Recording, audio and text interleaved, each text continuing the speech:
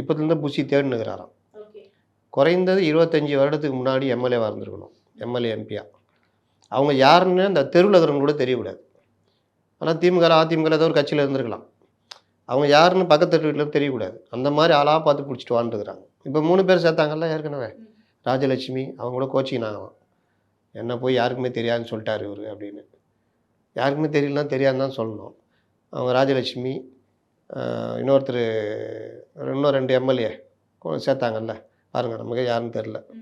எப்போ இருந்தாருன்னா எம்ஜிஆர் காலத்தில் இருந்தாருங்க இவர் வந்து அப்புறமா ஜெயலலிதா காலத்தில் கடைசி காலத்தில் இவர் இருந்தாருங்க. இவங்க 2011 இருந்தாருங்க. எங்கே? மயிலாப்பூரில் இருந்தாங்க. அப்படி கேட்குற மாதிரி இருக்கிற ஆளாக போனது 3 பேர் சேர்த்தாங்க. அதுக்கப்புறம் அவங்க எங்கே போனாங்க? ஒருத்தர் பாவம் பேட்டி கொடுக்குறேன்னு லைட்டாக கேட்டை விட்டு வெளியில் வந்துட்டார். கேட்டை விட்டு உள்ளே விடல தான். இப்போ அவங்க எங்கேங்க? இதே மாதிரி தான் அங்கேயும் நடக்கும். ஏன்னா இவர் வந்து ஓசோன் படலம், யாரையும் உள்ளே விட மாட்டார்.